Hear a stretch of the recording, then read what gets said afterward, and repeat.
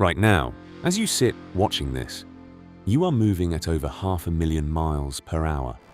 You can't feel it. You can't see it. But it's happening. And it has been happening every second of every day since the moment you were born. Here's the thing. That number, that's not even the biggest one. By the end of this video, we're going to stack up every layer of motion Earth is actually making through the cosmos. And the final figure is going to change the way you see everything. But first, we need to shatter something you think you already know.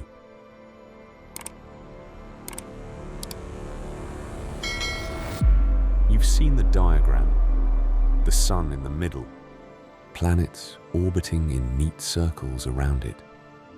Tidy, predictable, satisfying. It is also deeply, fundamentally wrong. Not just a little wrong. Wrong in a way that, once you see the real picture, makes that textbook diagram look almost embarrassingly incomplete. Here's what's actually happening. Earth does orbit the sun. That part is true. But the orbit isn't a circle. It's an ellipse, a stretched oval. Which means at certain points in the year, Earth is actually millions of miles closer to the sun than at others. In January, we're at our closest, about 91 million miles from the sun. In July, we're at our furthest, 94 million miles. 3 million miles of difference. And most people have no idea. But that ellipse, that's still the simple part. In the 1920s, a Serbian scientist named Milankovitch spent years calculating how tiny changes in Earth's orbit, its shape, its tilt, its wobble. They accumulate over tens of thousands of years to trigger ice ages. 3 cycles. One takes 96,000 years. One takes 41,000. One takes 23,000. And when they align in just the right combination, they can bury the northern hemisphere under miles of ice. In 1976, scientists confirmed it. Using sediment cores drilled from the deep ocean floor, they matched those cycle predictions to 450,000 years of actual climate data. The ice ages happened exactly when Milankovitch said they should. Here's the part nobody talks about though. Right now, according to the natural cycle, Earth should be cooling. We should be heading toward another ice age. The orbital mechanics say so. We're not cooling, because human emissions have overridden the cycle entirely. The universe is trying to give us an ice age, and we've cancelled it. But that is not the story we're here to tell today, because the orbit around the sun, that is only layer 1. Forget everything you thought you knew about how the solar system moves, because the sun is not sitting still in the center of anything. It is racing through the Milky Way galaxy at approximately 514,000 miles per hour, dragging every planet, every moon, every asteroid along with it. One full orbit of the galactic center takes the sun approximately 225 to 250 million years. Astronomers call this a cosmic year. The last time our solar system was in the same position in the galaxy it occupies right now. The first dinosaurs were just beginning to appear on Earth. But here's what the textbooks still get wrong. The solar system doesn't orbit the galaxy in a flat circle. It bobs. Up and down, above and below the galactic plane, like a horse on a cosmic carousel, while simultaneously looping around the galactic center. The actual path Earth traces through the universe isn't a circle, and it isn't a flat spiral. It's a corkscrew, a helix punching through space at 500,000 miles per hour. One full bob up through the galactic plane and back down takes approximately 60 million years. And this is where the story stops being beautiful and starts being terrifying. Scientists have analyzed Earth's fossil record, hundreds of millions of years of data, and found something striking. Mass extinction events on Earth appear to cluster with a rough periodicity of around 30 million years.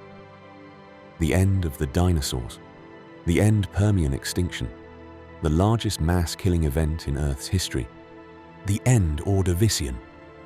They appear at intervals that match uncomfortably closely with the timing of the solar system's passages through the denser regions of the galactic disk. Research published in the International Journal of Astrobiology identified 3 distinct time zones of high geological activity. That corresponds specifically to when the solar system crosses through the Milky Way's spiral arms. These zones contain a disproportionately large share of Earth's known extinction events. The proposed mechanism: as we push through the denser regions of the galactic disk, we encounter elevated cosmic radiation and potentially gravitational disturbances to the outer cloud of comets at the edge of our solar system, sending them cascading inward toward the inner planets. Is this proven? No. Is the correlation strong enough that serious researchers at major institutions are actively studying it? Absolutely yes. The dinosaurs may not have simply been unlucky. They may have been in the wrong part of the galaxy at the wrong time. Now, zoom out further, because the Milky Way itself is moving. Our galaxy is part of a cluster of over 54 galaxies called the Local Group. The largest member is the Andromeda Galaxy, 2.5 million light-years away. And for decades, astronomers told us it was heading straight for us. An inevitable catastrophic collision 4 to 5 billion years from now. Except in 2024, a team using data from the Gaia and Hubble space telescopes ran thousands of simulations and revised that prediction. The collision is now considered approximately 50-50. The apocalypse we were promised may not even happen. But whether or not Andromeda arrives, the Milky Way is still being pulled somewhere. Something enormous, something we cannot see, is dragging our galaxy and 100,000 others toward it at hundreds of miles per second.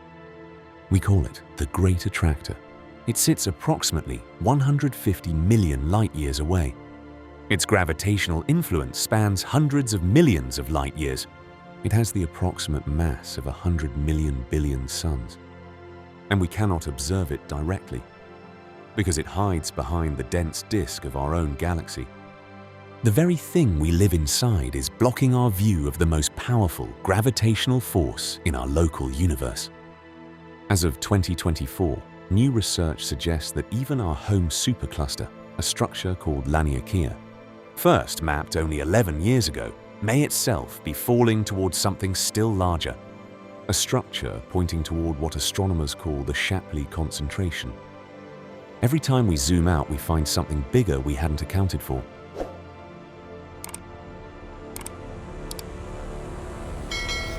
So, what is our true speed? If everything is relative, is there a fixed frame of reference against which we can actually measure how fast we're moving through the universe itself? There is. And it's one of the most elegant ideas in all of science. When the universe was about 380,000 years old, it cooled enough for light to travel freely for the first time.